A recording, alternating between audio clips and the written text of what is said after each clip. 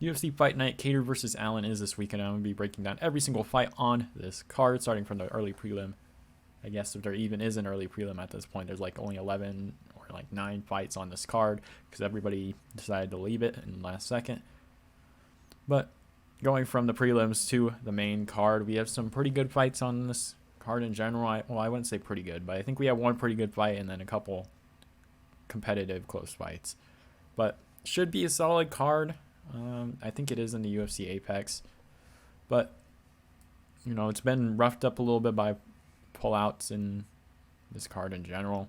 It's been really rough. A couple of the cards coming up looking a little rough because of the pullouts in the card. So, but let's get right into this matchup. I am making this a little late because I did do a little bit of traveling over the weekend during the UFC 280 weekend, so that's wonderful. Didn't really get to prepare for this week's card in general, so this is why it's coming out so late. Next card, I believe, I'm not even sure what the next card is, but it'll be coming out soon. I think it actually is Amanda Lemos versus Marina Rodriguez as the main event, so that one should be certainly interesting. I think the co-mains Daniel Rodriguez and Neil Magny. I don't know why I'm talking about that, but we're going to be breaking down this fight. Let's go Joshua Weems versus Christian Rodriguez. Weems is 10-2, 20 years of age, and 69 inches of reach. My goodness. Christian Rodriguez, 7-1, 24 years of age, and 71 inches of reach. For this fight, I'm going to go with Christian Rodriguez. I thought he looked pretty good against Jonathan Pierce. Did have some good scrambles in that fight. I'm in Joshua Weems right now. Did have some good scrambles, did have some good stand-up, and they're on the feet. He did outstrike him. For this fight, I generally think that the spread and the, I don't know if the spread's a correct term here, but the betting lines for this fight are a little rough.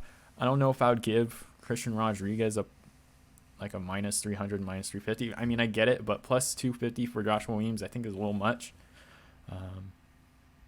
I wouldn't bet on him, if that's the question here. I wouldn't bet on him at all. I don't think I trust him yet, but I think he did have a contender series fight against Fernie Garcia, which he did lose. But for this one, I just trust Christian Rodriguez a lot more here. I do think Joshua Weems may be able to keep this at range with his legs and keep distance with some teeps and things like that, but I do think Christian Rodriguez does have the better grappling and wrestling and will be able to outstrike him on the feet. So I will go Christian Rodriguez in this fight. Up the card, we have Cody Durden versus Carlos Mota. Durden, 13-4, 31 years of age, and 67 inches of reach. Mota, 8-1, 27 years of age, and 69.5 inches of reach. We'll have a 2.5 inch reach advantage in this fight, but I do think this fight is extremely close. These guys are in the flyweight division, so how these shorter and more skilled guys, if you want to say, fight down there, very high pace and things like that. For this one, Mota is coming in on late notice, I believe, and there's a question about the cardio, of course, whenever you do the late notice opponents. And for a guy like Durden, who uses a pretty high pace in his fights, I think he will be able to beat Carlos Mota. He did beat JP Bays, but it's JP Bays, no offense there. But did lose to Muhammad Makayev, got kneed in the face, and I believe choked out, and then beat Arika Lang, which is a pretty good, pretty solid win in itself. For the comparisons that I kind of used to figure out this fight, I used the Arika Lang fight. I think Mota does have some pretty killer power in his hands. I believe this Rizvan Abuev, nasty KO, caused the guy to bounce. I believe, if I'm thinking of the right KO, I think he caused the dude to... Oh, no, I'm thinking of a different one. But he is a pretty brutal KO. Does have some pretty good hands, but I do think Cody Durden will be able to mix up the takedowns and his stand-up and will operate at a pretty high pace for Carlos Mota to try and knock him out here. Durden is a slight underdog. 8 to 63% is choosing Mota in this fight, which I get. I think Mota does have a chance to KO him here. There are chances, like in the Arika Lang fight, where Durden kind of ate a couple of his punches, but for a guy like Mota, you can definitely see a guy like Cody Durden getting caught by him, maybe in the first round, and then after that, you say the pace of Cody Durden might be a little too much for Carlos Mota. So I will go with Cody Durden in this fight. He is an underdog, so why not take him in this super close fight? But Mota does have a pretty solid chance of winning this fight, but I trust Cody Durden more here with the full camp against someone like Carlos Mota, who is on short notice. But Carlos Mota could definitely impress here. So I'm going to go with Cody Durden by a decision in this fight, just gassing out his opponent, getting past that first round against Carlos Mota. We have Chase Hooper versus Steve Garcia. Chase Hooper, 11-2, 23 years of age and 75.5 inches of reach. Garcia, 12-5, 30 years of age and 73 inches of reach. Chase Hooper will have a 2.5-inch reach advantage in this fight. For this one, I just think because Chase Hooper did actually have a very impressive win against Felipe Colares, I think he'll be a little too much for Steve Garcia here. I think his pace is just super high in his fights. He, especially in the grappling, like he's super high pace, always doing something on the ground. Will just be better than Steve Garcia on the ground. Steve Garcia is pretty solid on the ground also, but I just think Chase Hooper will be able to out-grapple him there. Be a little too much for Garcia. And yeah, I don't know if I'll see a finish here, but I do think he'll go to a decision. I do think Chase Hooper just grinds him out on the ground, changing positions multiple times, scrambling quite a bit, just like he did in the Felipe Colares fight. Very impressive. He's going to look very impressive in this fight. Yeah, I'm going to go with Chase Hooper. Up the card, we have Joseph Holmes versus Jun-Yong Park. Holmes, 8-2, 27 years of age and 80 inches of reach. Jun-Yong Park, 14-5, 31 years of age and 73 inches of reach. Joseph Holmes will have a 7-inch reach advantage, which is pretty big. For Jun-Yong Park, his last fight was a win over Eric Anders. Gregory Rodriguez, he did lose to. And then Tafon Njukwi. Joseph Holmes, the last fight was against Arlovski, which he should win that fight. Jamie Pickett, he did lose to, so that's very interesting. And then Jonathan Patai and Fury FC. His coach is James Krause. I shouldn't have made that a point too early, but for this fight, I actually had a hard time picking it. I saw a couple people say this is like an easy one. I don't know. I feel like the range here, Joseph Holmes is a guy who's super young. Maybe in like a year or two, he can kind of figure something out here and use his range to his advantage here. But I don't know. I had a really hard time figuring this out because in Jun-Yong Park, I don't know if I was too impressed with him against Eric Anders. I saw a lot of times where Eric Anders was just setting his head back with just jabs, where a guy like Joseph Holmes with a 7-inch reach advantage could definitely use his reach pretty well here. But I don't know. I think Jun-Yong Park does have the power advantage in this fight. I think he can pressure and hurt Joseph Holmes quite a bit. I noticed Joseph Holmes in his, was it the Pickett fight or the Arlovski fight? He uses range pretty well. I actually think it was the Arlovski fight. He uses range pretty well. Was throwing quite a bit of teeps, but I just think he needs to throw a little bit more volume with his legs and things like that to actually use that range effectively. I noticed quite a bit of times he's just kind of like standing there waiting for his opponent to do something before he does. But if he's able to keep this at range, I think he will be able to win this fight, but he is a pretty heavy underdog. Jun-Yong Park is no bum. 14-5, hung in there with Gregory Rodriguez before he did get knocked out. But I do think the power there is important.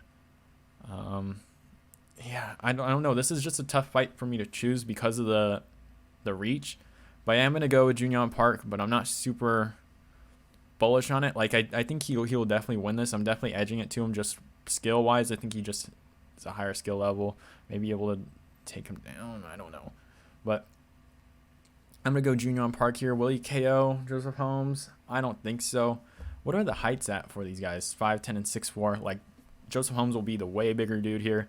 We'll see how it goes. If Joseph Holmes is able to use his reach a little bit more effectively in this fight, I think he will win. But I'm going to go with Jun-Yong Park. It's just, the pick just makes sense. I don't think I've seen enough from Joseph Holmes to actually pick him in this fight. So yeah, I'm going to go Jun-Yong Park by a decision. Will he KO him? I don't think so, but I think I'll go Jun-Yong Park by a decision. Up the card, we have Andrei Arlovski versus Marcos Rogerio de Lima. Arlovski, 34-20, crazy record. 43 years of age and 77 inches of reach. Lima, 19-8, 37 years of age and 75 inches of reach. Welcome to the heavyweight division. This got a bunch of 37, 36-year-olds out of shape. Arlovski's in pretty solid shape though. Lima's a little, got some belly on him. I'm going to go with Marcos Rogerio de Lima in this fight. I just think the power will be a big issue for Andrei Arlovski here. I think de Lima is able to defend some of those takedowns pretty well in his fights. So yeah, that's just a big difference here. I think the power is actually the biggest difference in this fight. I think Arlovski could have been able to hang on the feet. Sorry, but I just think the power is just a big difference in this fight. In all honesty, I think he will be able to hurt Andrei Arlovski maybe by his second round TKO, just catching Arlovski. He does have some great, insane power in his hands. But yeah, I'm gonna go with Marcos Rogerio de Lima in this one, inside the distance or second round TKO, just catching Andrei Arlovski. Andrei Arlovski is going to probably try and look for a takedown at some point, and I just don't think he'll be able to do it. Maybe Rogerio tries to take him down and ground and pound him, but definitely Rogerio de Lima by a KO in this fight. We have Roman Dolidze versus Phil Hawes. Roman Dolidze 10-1, 34 years of age, 76 inches of reach. Hawes 12-3, 33 years of age and 77.5 inches of reach. We'll have a 1.5 inch reach advantage in this matchup. For this one, Phil Hawes actually looked very impressive in his Durden win fight. I think I did choose him to win that one. I think that was like one of the first ones I predicted. One of the first cards I predicted, if I remember correctly. But yeah, he absolutely outclassed Durden win, hurt him so many times in that fight. Did have a win over Nasruddin Imavov too. I think he was able to wrestle him to the ground and things like that and keep him there a couple times in that fight. Looked very impressive in that one too. Of course, Nasruddin Imavov is having a main event in the next year versus Kelvin Gastelum. So, of course, he did lose to Curtis by KO. Just don't think he saw that one kind of coming. But yeah, I think he will be able to tough this one out versus Roman Dolidze. Although Roman Dolidze is a very powerful puncher, he does load up quite a bit, and I think Phil Hawes will be able to avoid those big power punches from Dolidze. Even though Roman Dolidze has that dog in him, if you know what I mean. I just don't think he's going to be able to take out Phil Hawes in this fight. I just think he might be able to outclass him on the feet and lean on the wrestling if he wants to. But I'm going to go Phil Hawes. He will have a 1.5 inch reach advantage in this fight too, so I think he will be able to keep a decent distance in this fight and take out Dolidze by a decision. But yeah, I'm going to go Phil Hawes by a decision using his range and things like that. Let's move on. Up the card, we have Dustin Jacoby versus Khalil Rountree. Jacoby 18-5, 34 years of age, 78 inches of reach. Rountree 10-5, 32 years of age, 74 inches of reach. Dustin Jacoby will have a 4-inch reach advantage in this fight. His last one was a win over Jun-Yong. I believe it took Jun-Yong to grapple him and wrestle him, but that did not happen. Does have a win over Mikhail Oliasechek. Can never say his name right. But I believe in that fight, if I may be wrong, didn't he injure his foot and didn't use any kicks in that fight and still was able to win against Mikhail Oliasechek, which was still very impressive. Is a little bit older, but I do think he will be able to handle the power and the striking from Khalil Rountree. Will be able to avoid those big shots, take them. And we'll have a 4-inch reach advantage in this fight too. Is a really good Muay Thai kickboxer too. I think he has quite a bit of record in the kickboxing. I don't know exactly what it is off the top of my head, but a very good kickboxer. That's his area. But yeah, I'm just gonna lean this to Dustin Jacoby. Looked pretty good in his last fight. I don't know why I have this on Khalil Rountree. We're going Dustin Jacoby in this one. But yeah, I just think he will be able to avoid those big shots from Khalil Rountree in that fight. And the Mikhail Oliasechek fight is looking a lot better for him, just being able to outstrike him on the feet. Khalil Rountree does have a pretty impressive KO over Carl Robinson, where he just punted him against the cage and TKO'd him from there. But I just think he will be able to avoid that early onslaught from Khalil Rountree, avoid those big power shots, and be able to finish this fight by a decision, maybe 29-28, but I do see just Dustin Jacoby winning this one. Up the card, we have Tresean Gore versus Josh Fremd. Gore 3-2, 28 years of age and 75 inches of reach. Fremd 9-3, 28 years of age and 76.5 inches of reach. Fremd will have a 1.5 inch reach advantage in this fight. Gore, obviously, if you guys watched the Ultimate Fighter season I don't think it was season 30. Was it season 29 or something like that? With Volkanovski and Brian Ortega. Gore was, I think, a little bit of a fan favorite there. He did get injured and wasn't able to fight at the finale. They did end up doing the Brian Battle fight in the UFC for the kind of like finale thing. Brian Battle brought a trophy and things like that. If Gore would have won that fight, would have given it to him. Wasn't able to finish off Brian Battle. Just wasn't active enough on the feet. For his last fight against Cody Brundage, he got knocked out pretty badly in this one. Did seem a little bit more high volume with his hands, but just got caught and just absolutely knocked. It was a pretty bad knockout. For Josh Fremd, I believe he actually did pretty solid against Anthony Hernandez. I just think he will be able to out-grapple. I don't know if out-grapple is the word here, but experience Tresean Gore. I just don't trust Tresean Gore to finish and figure out a way to win this fight. It seems like his last couple fights have been a little rough for him. He's still trying to figure this thing out. He's still pretty young too. I mean, he's 28 years of age, so I guess the developments are starting to kick in a little bit more here, but he's just inexperienced in general. Josh Fremd just has way more experience than him. That's just what I'm leaning to on this fight. I just think Josh Fremd will be able to avoid those big power shots from Tresean Gore in this matchup and win by a decision. But yeah, I just think he'll just out-experience Tresean Gore, if that makes kind of sense. Use his range a little bit here. Maybe wrestle and grapple a little bit. Yeah, I fully expect Josh Fremd to win this fight. Up the card, we have Waldo Cortez-Acosta versus Jared Vanderaa. Acosta 7-0, 31 years of age and 78 inches of reach. Vanderaa 12-9, 30 years of age and 80 inches of reach. Jared Vanderaa will have a 2-inch reach advantage. If you guys did watch the Contender Series, Waldo Cortez-Acosta was on there. Looked pretty impressive. I believe did get a pretty good KO in that fight against Danilo Suzart.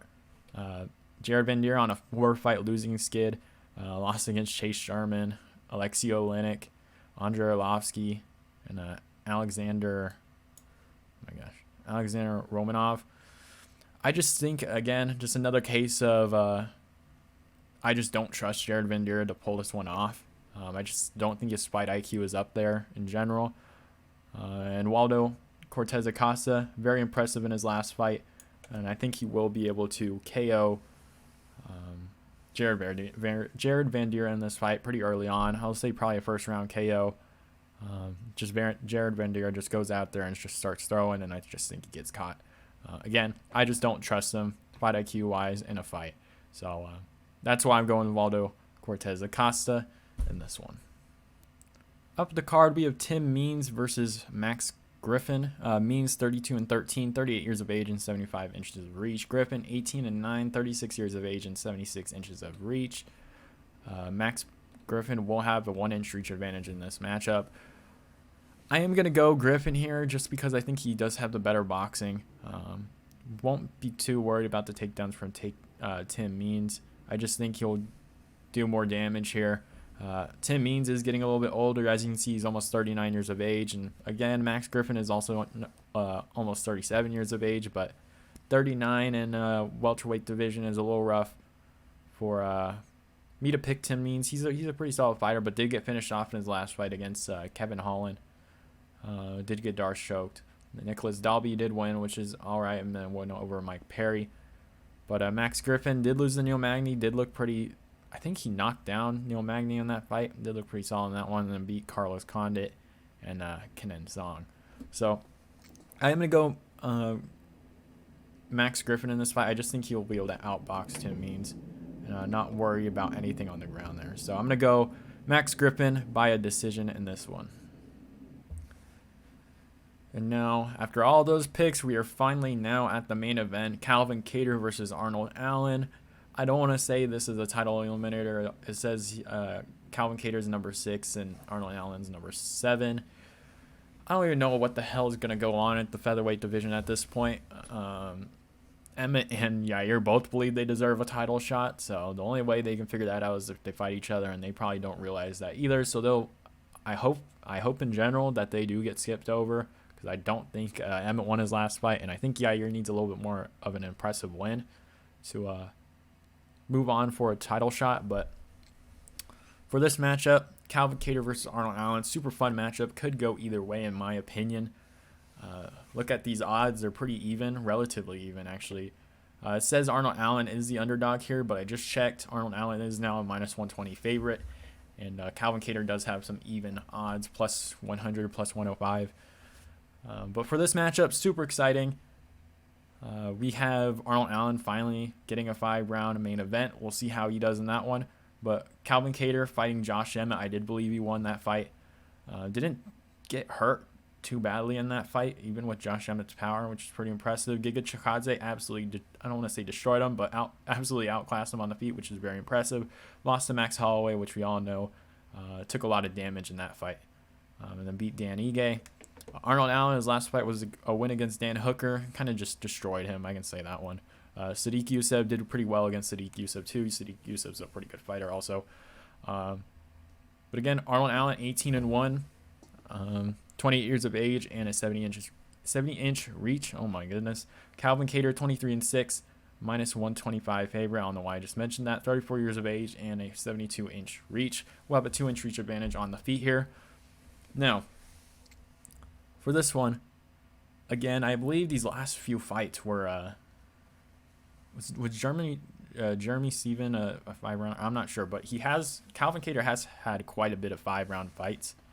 And this is Arnold Allen's first fight. When you look at most of Arnold Allen's fights, he's just a super explosive dude. Just comes out pretty quickly. Does have some pretty good striking, but he's super explosive. And you start to see his conditioning kind of wear off a little bit more into the fight. His cardio goes down. He gets very tired towards like the end of 3-round fights. You kind of want to know what he looks like in a 5-round fight. Will he still be as explosive? How will he look? Is what we need to look at for this one. If he does win or does look very impressive, it would be a good note to see like how his cardio does in this fight and things like that. But I am going to go with Calvin Kattar. I think he's durable, very tough, has a really good chin. Does have, I believe, some of the best takedown defense in the featherweight division by statistics and things like that. I don't think people take him down. I don't remember exactly what the stat was, but they bring it up all the time during Calvin Kattar fights. He doesn't get really taken down. Does have some very good stand-up, has some really good power in his hands. Is getting a little up there in age, 34 years of age versus a 28-year-old Arnold Allen. So that could be pretty interesting there, but I do think Calvin Kattar does win this fight. I think he's just more durable. I just think he wins. In this case, in a 5-round fight, I just think he wins the second half of the fight. Arnold Allen will be very explosive in the first couple rounds, but I think Calvin Kattar will be able to endure the power and the speed of Arnold Allen in the early rounds, absorb the explosivity from Arnold Allen, and be able to win the final 3 rounds of this fight. I actually think he might be able to TKO Arnold Allen in the 4th round, just because I think Arnold Allen will be super tired. And it'll just be one of those things where Calvin Kattar just out cardios him, and in the 4th round he just maybe hurts him to the body a little bit, and you see Arnold Allen kind of go up a little bit, and he just ground and pounds him.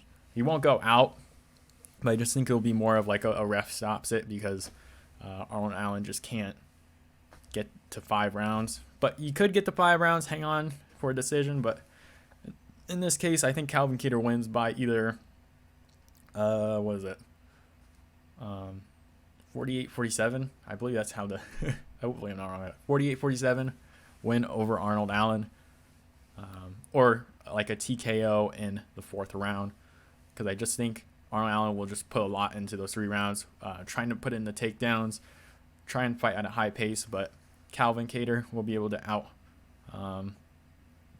durability him. I don't think that's a word or like even grammar. Good grammar, but I just think he'll be able to make those rounds, and Arnold Allen won't. But if Arnold Allen does, if Arnold Allen is able to take out Calvin Kattar, they'll be super impressive. Hopefully we do get to see like those 5 rounds of Arnold Allen, just to see how he is in those final 2, because this is a pretty big test for him. But again, I'm going to lean Kattar. Did look very impressive in his last couple fights. So I'm gonna lean on Kattar for this one because I just trust him more in those kind of fights. But again, he is an underdog now, so there you go. There's another underdog pick. But I just trust Kattar more in 5 rounds than Arnold Allen at this point. If Arnold Allen's conditioning is a little iffy in 3-round fights, I don't know if I can trust him in 5. So that's the big issue for me picking Arnold Allen in this one. But again, if he does look good in 4 and 5, it'd be a good thing to note in his future fights. I think that's the only thing that's kind of holding me back from choosing him against those top guys that have some pretty good cardio. But we'll see if he looks good. Maybe a little bit of an issue for those top guys. But again, a super important fight for the UFC. I'm glad they made this fight. Hopefully nothing happens to it. It is Thursday, so my guess would be nothing did happen to it. But yeah, super excited for this fight. Probably will be the only fight I'm looking forward to on this card. But yeah, hope you guys enjoyed the video. It was a little long. I couldn't get too much in depth in most of my stuff. Like I did my research and things like that, but wasn't too much of analysis for this fight because I kind of had to rush it a little bit. But I hope you guys enjoyed the video. Maybe I'll break down this fight a little bit longer for tomorrow or something like that, but I'll figure it out. I hope you guys enjoyed, and I'll see you guys next time.